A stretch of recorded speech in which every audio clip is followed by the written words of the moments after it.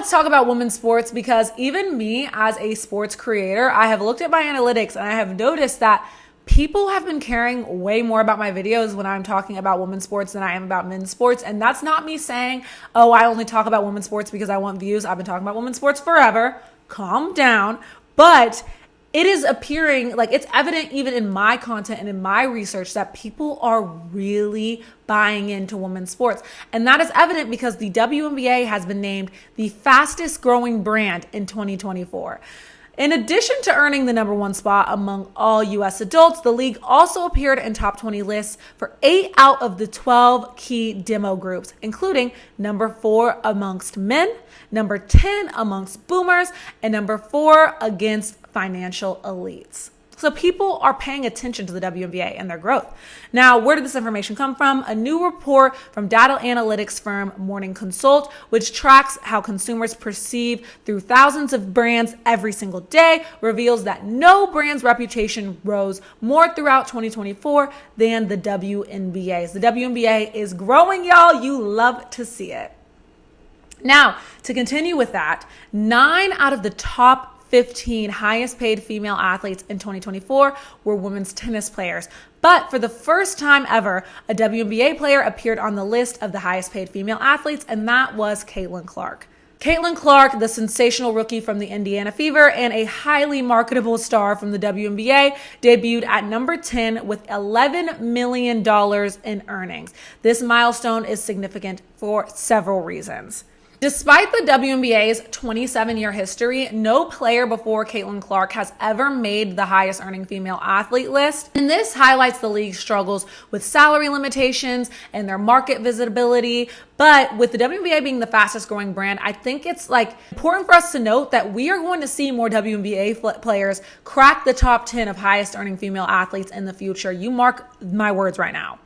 Now, it's important to note that endorsements led the way. So with Clark's salary from the WNBA capped at just over $100,000 because of the league rules, her massive endorsement deals are really what put her on the list, featuring Nike, Gatorade, State Farm. That makes up the bulk of her income. Over 98% of her $11.1 million earnings came from endorsements, showcasing how brands are starting to really recognize the commercial profitability of WNBA players. We love to see it. This also is important because of NIL. I mean, we are in the NIL era, and Caitlin Clark's rise to fame came from her college career. And with her being able to profit off of that as a college student, I mean, it's important to note that this puts her foot in the door business-wise. And NIL, there's so many debates surrounding it, and if it's a good thing, if it's a bad thing, if it's making athletes entitled, but I think people are forgetting about women and how NIL allows women to market themselves and to put their foot in the door. I see people all the time talking about Livy Dunn and, being controversial about her.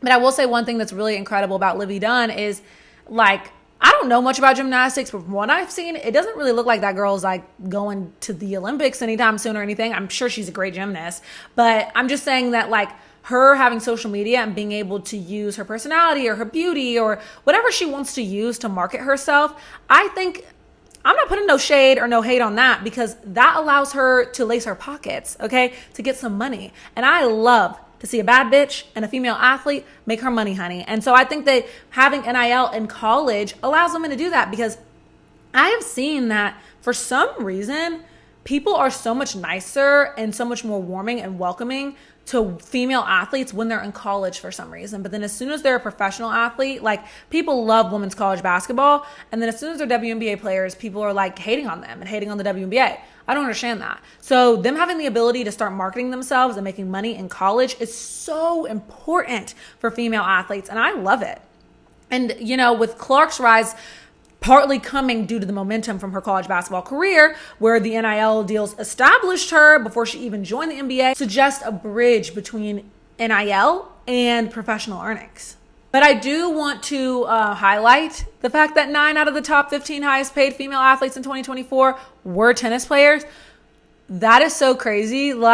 Tennis is really making that money. And one thing I found very interesting is the prize money that these women are making. I mean, for winning, their tennis competitions, I sound like I don't know what the hell I'm talking about, but they are making some real money. Whereas WNBA players, from the actual WNBA. They're not really cashing out, but tennis players are cashing out just by being good. I love that. Coco Gauff, who is also the youngest person on the list, topped the list with an estimated $30.4 million in earnings, becoming only the third woman to cross the $30 million mark after Naomi Osaka. As you can see, I have on my Naomi Osaka x Nike collaboration. You feel me? Get into this fit. Hey, it's giving. It's giving. Anyways, after Naomi Osaka and Serena Williams, who are also tennis players and Black queens.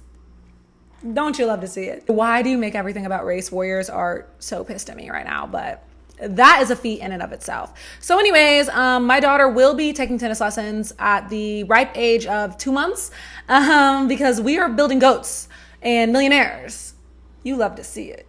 Next, we are going to be talking about the WNBA expansion draft. The WNBA is getting bigger and better in 2024, adding a new team, the Golden State Valkyries, and they just had their expansion draft, which is basically the new team getting to select their players. And because they're new to the fold, there is a whole, system as to how they get to choose players, and I'm going to explain that to you.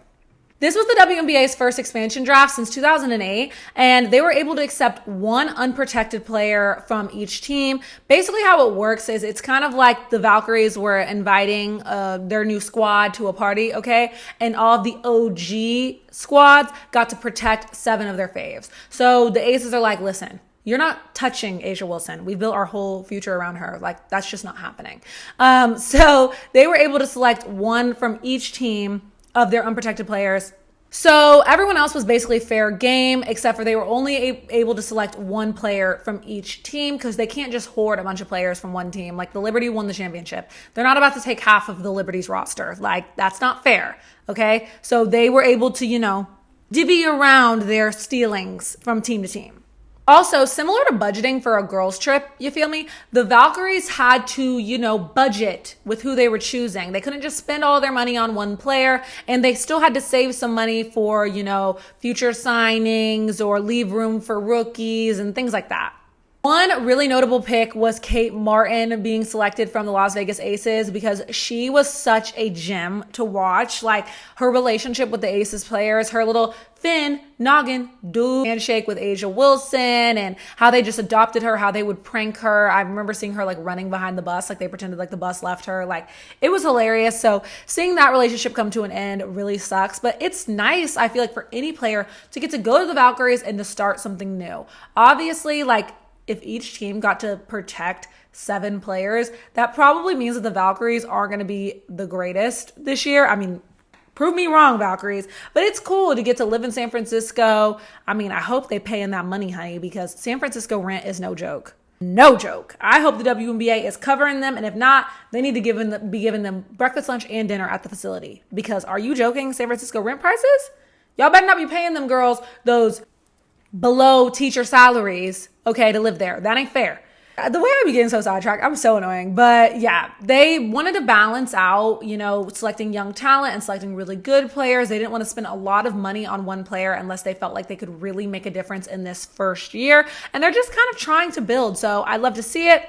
What's next for the Valkyries? They've got free agency. So starting January 21st, they can sign even more players. Kind of like finding the perfect shoe after Black Friday. You feel me? After the Black Friday sales, you still get to keep shopping, okay? But you might not get that sale.